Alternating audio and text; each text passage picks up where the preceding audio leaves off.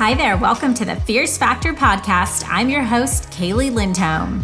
And I think it's time for us women to shift the conversation in business and step into our feminine leadership to do the most iconic work the aesthetic industry has ever seen.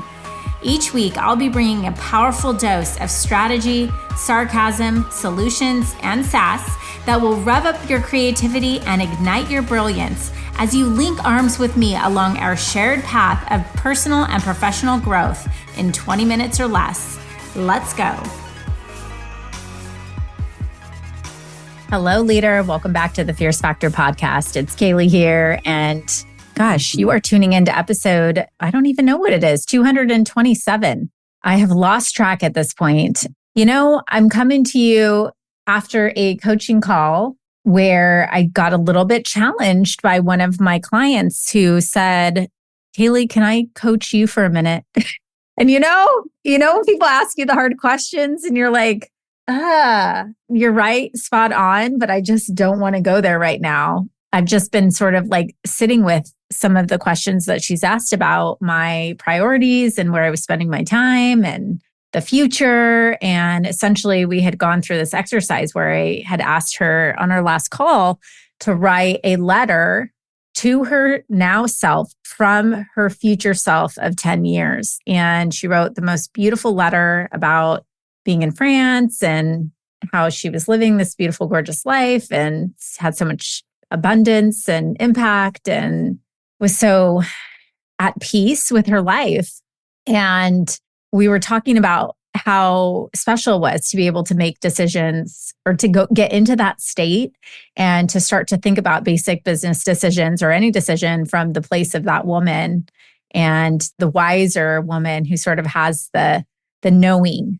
So I think it's so interesting and so relatable to what I wanted to talk with you about today, in the sense that we have so many answers inside of us that if we just take the time to slow down and ask ourselves and allow ourselves to approach our decision making from a different lens. And I think that's the powerful and just really sweet part of having like somebody else in your life that you trust that can help you really think from that perspective. It's amazing what we can insource and how we can come up with answers. And it's so relative to what I wanted to talk about today because an incident had happened with a client. And I think it's just been sort of an ongoing conversation as women in our industry are continuing to experience more and more success and are scaling up and building something in many cases by accident that all of a sudden becomes this asset that can be a legacy business, and starting to think about their relationship with their business in a different way. And with that, who is going to be going on that journey with them? And so we have quite a few of our academy clients who are either hiring on or promoting and developing managers in their companies. And a question was asked, does it make more sense to promote a current employee or to hire a new one? And I think it's a really great question to ask. And I think that the answer isn't always black or white, but I think it depends on how aligned a new employee is with your values and how coachable they are and how much they're going to be able to sort of get you in your company, or how ready, willing, and able is that current employee to continue to push themselves to grow into that kind of leader that you need them to become. And so I wanted to talk about this conversation about practice managers and practice leaders and the critical role of a practice leader in your business and some of the nuances between hiring / promoting and developing a manager versus just going out cold to find somebody with a bunch of experience. And I kind of see pitfalls happen on both sides. And I think the point is, one, recognizing that as founders, and certainly I can speak for myself too, as somebody that is a service-based business owner who built the business around a personal brand and somebody who, my brain is my work, right? And building intellectual property and coaching. And it's very similar to the women we work with who are service-based providers. What I think gets us to our first million is just becoming world class at our craft. So for our clients, it might be polishing up clinical skills or learning how to help patients experience better results and outcomes, or maybe focusing on understanding anatomy better, the artistry of injecting, taking other clinical courses, et cetera. For me, coaching, working on my coaching skills, learning how to be a better communicator, how to be better at my craft, right? And at the end of the day, that's all great. But if you want to build a company, then you have to have somebody who can really lead and manage the team. And managing and leading are really two sides of the same coin. They're both important and they're both two different skill sets. And so I think that there's this sort of weird thing that happens when we go to pass the baton off to the next person who we're going to consider our right-hand person or a manager in our business. And that there's too often mistakes that are made because we haven't really thought through exactly what it is we need now and what it is that we're going to need in a year from now as we continue to grow exponentially.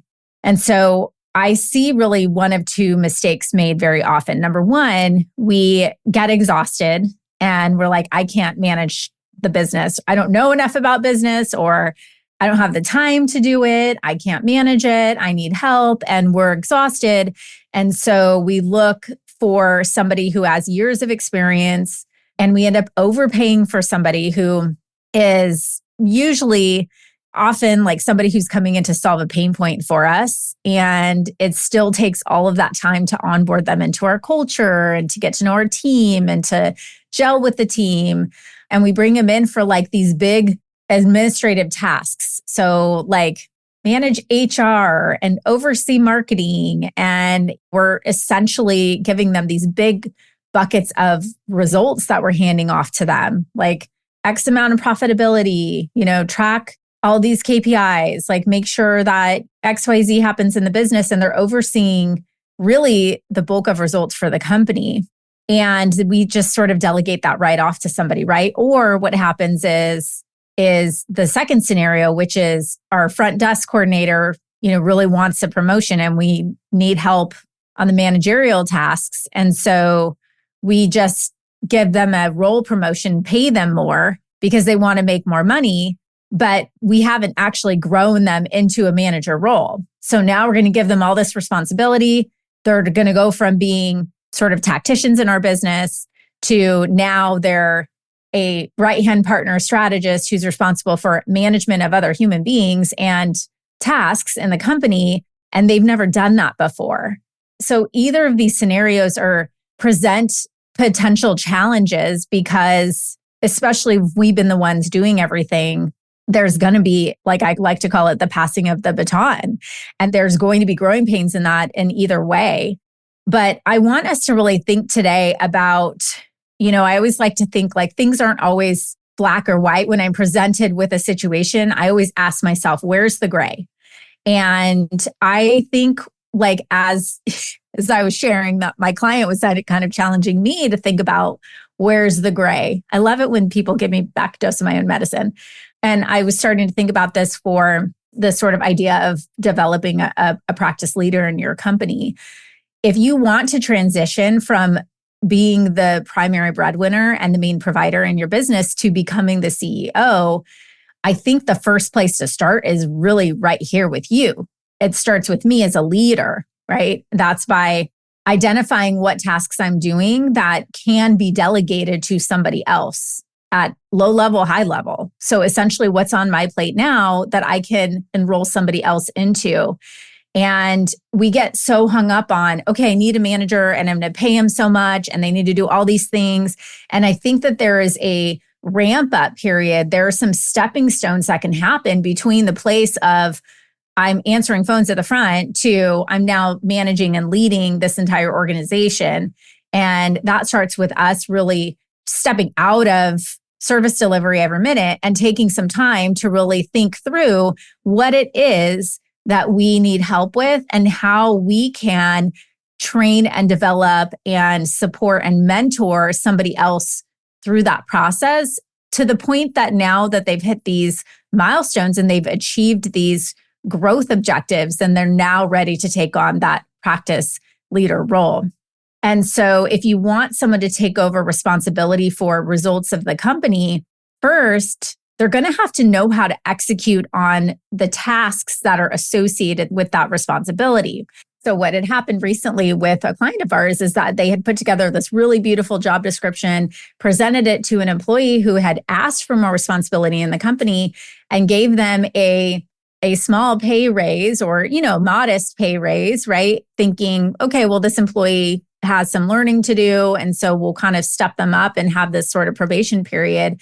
And I think that what could have been a better approach would be to have helped that employee first go through that probation period in their own role, and then shown them that growth plan so that they didn't feel so intimidated by the job that was in front of them. And I think ultimately that employee the first time around was like, this is so much, I can't take on all this responsibility. And then when the second approach, was presented and showing, nope, here's the actual milestones for you to achieve. Here are the gates. Here are the activities that we're going to pass off to you one by one, and then you're going to be ready to go. I think it was a very different receptivity to that and a much better understanding of a growth plan.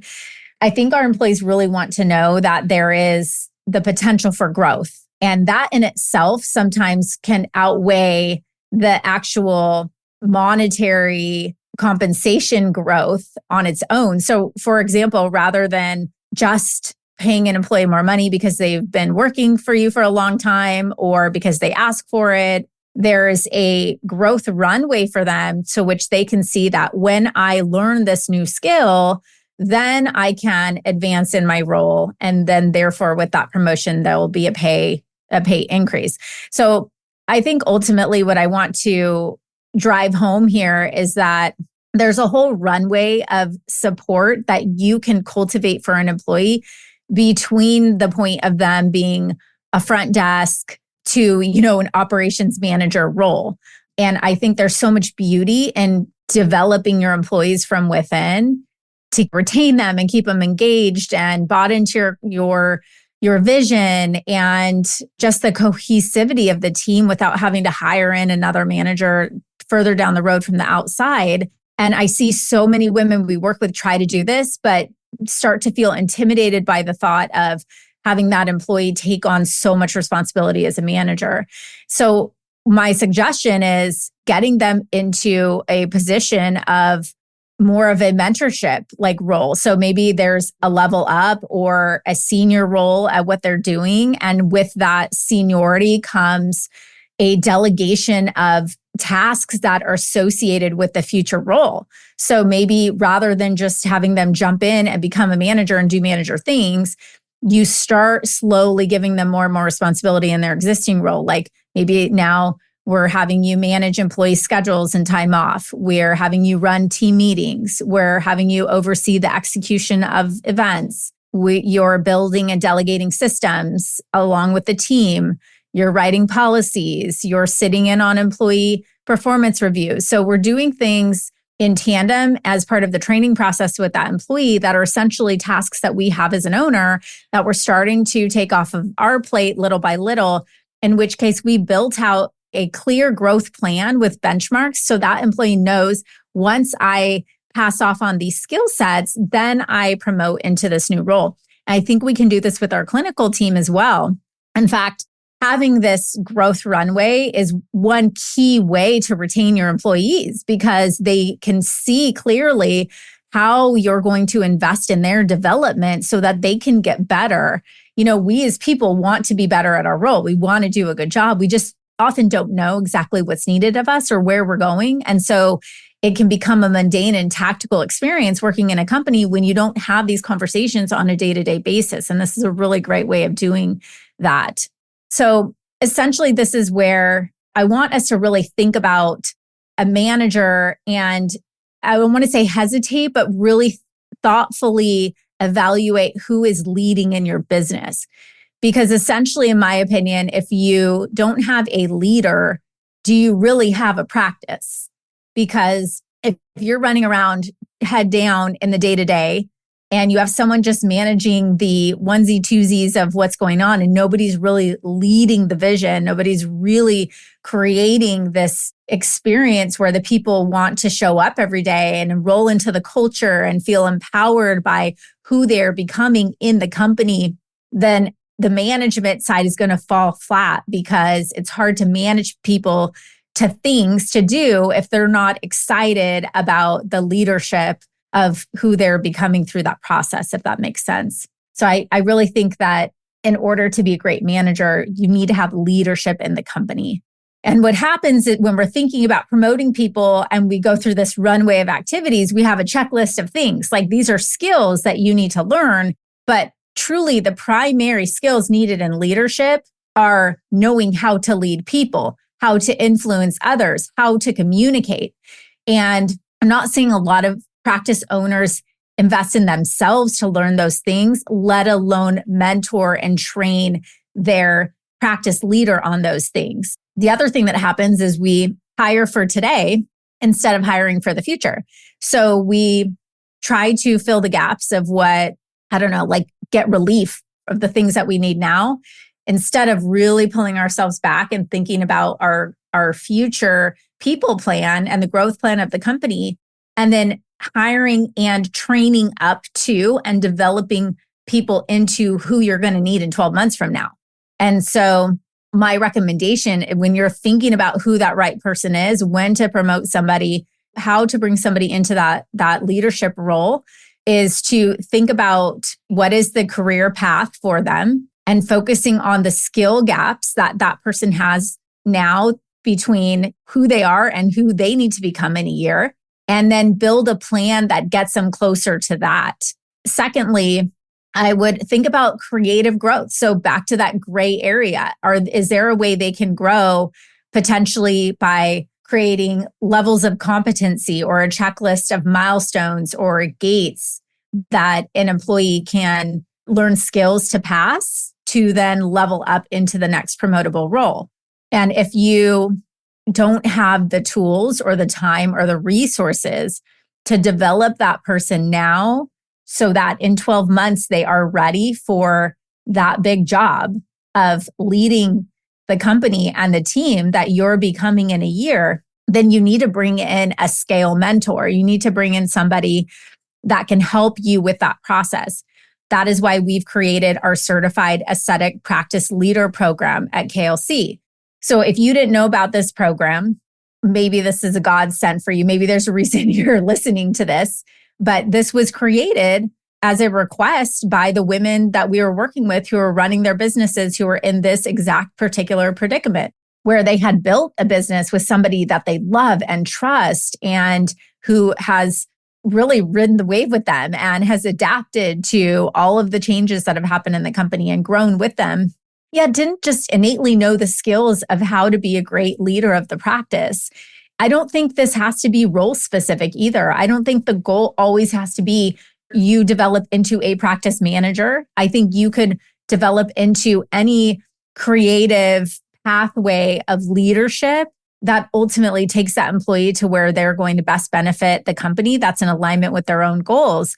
But I don't think it can happen without them learning the critical skills, both the practical skills of the business mechanics and what needs to happen to lead and manage a successful practice, but also the leadership skills, the communication skills, the ability to have difficult conversations with people and to influence them in a way that keeps things positive and keeps employees motivated on continuing to do a really great job and show up their best every single day with passion in the company. And that's not something that happens overnight for people. So it is incumbent upon us as leaders of our company to A, learn those skills, and B, to translate those skills into the other humans that we're passing the baton off to behind us in every role. And in particular, in a role of somebody that we're giving so much responsibility and autonomy to in terms of leading the actual backbone of our business and being a manager of the people, they need to have access to those resources. And that's why we've created our certified ascetic leader, practice leader program. So if that's something you're interested in, I'll link up in the show notes here, or you can go to our website at klcconsultants.com I think /practice manager. But if you go up to the tab and you look up our programs, you'll see it there. So that's where we can help you with a curriculum of data of like, hey, here's the sessions and the milestones that they need to know. And we can help you build a scorecard and a growth plan for them. And we can get them into a mentorship program where they can be surrounded by other practice leaders who are talking the same talk and walking the same walk and coming up collectively with productive solutions on becoming better ambassadors of their business as entrepreneurs who are working under high growth female leaders. And I want to just kind of wrap up this podcast episode with a few red flags that I've seen. One, if you're looking to promote an employee or keep an employee on your team, I want you to really think about how well they take critical feedback, because somebody who's in a leadership role not only has to be able to emotionally self-regulate and to take feedback, but through that process, learn how to give critical feedback to other people. So if you're having a conversation with them and they're not somebody who is excellent at taking feedback and applying that into how they're going to show up the next day, that would be a red flag for me. Somebody who makes excuses, there's nothing worse than somebody who makes a mistake and then doesn't own up to it, right? Blames somebody else or lies about it. So we're looking for somebody who can take critical feedback and who can be really honest about the fact that they don't know everything and share with you their gaps and the things that they need to learn. I think some of the strongest people that have ever worked for me have been the ones who've asked the most questions and for the most help, because I think we're always learning, and we know that the more we know, the more we don't know, right? And so a practice leader needs to be somebody who is really self-aware on where their gaps are and can communicate that to you and ask for help. And so those are some of the things that I would definitely be paying attention to as you're thinking about who to promote in your practice and what are some of those key qualities.